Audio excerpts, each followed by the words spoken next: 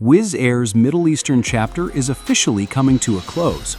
The airline recently announced that Wizz Air Abu Dhabi, its regional offshoot based in the UAE, will cease operations by September 2025.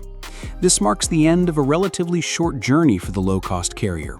With a fleet of 12 Airbus A321s, both A321-200s and newer A321-neos, Wizz Air Abu Dhabi served routes connecting the UAE to destinations across the Middle East, North Africa, Central Asia, and parts of Europe.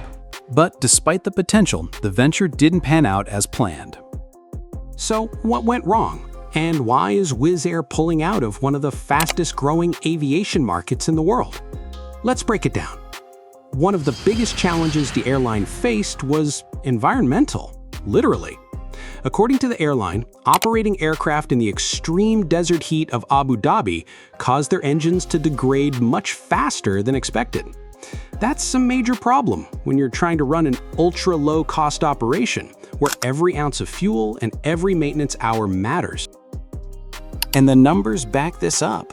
While all 8 of the older A321-200s are still active, 2 of the 4 A321neos are currently parked. The newer engines on these aircraft, especially the Pratt & Whitney models used on the A320neo family, have proven particularly sensitive to high temperatures and sandy climates. This isn't just a Wizz Air problem. Indian carriers like Indigo and Go First, formerly Go Air, have faced similar issues, with dozens of their neo aircraft grounded for the same reason. But technical issues alone don't tell the full story. The second major setback came from a lack of access to critical markets. Wizz Air had hopes to expand operations to high-demand destinations in India and Pakistan, an essential part of its regional growth plan. However, that access never materialized. Without entry into those key markets, the airline's regional footprint stayed limited, stalling its ability to scale. And then there's the third and final nail in the coffin: geopolitics. Rising tensions in parts of the Middle East and the resulting airspace closures have made operating in the region even more difficult. Rerouted flights burn more fuel and take longer, which eats directly into the razor-thin margins that budget airlines rely on to stay profitable. For an airline already struggling with engine performance and growth restrictions, this proved too much to absorb. Wizz Air's CEO summed it up by saying the company is now shifting its focus back to Central and Eastern Europe, the airline's bread and butter.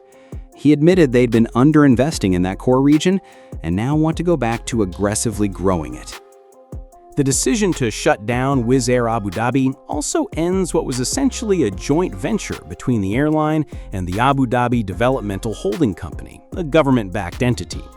It also means less competition for Air Arabia Abu Dhabi, another budget airline operating out of the same hub. So, was this just bad luck, a strategic miscalculation, or a bit of both?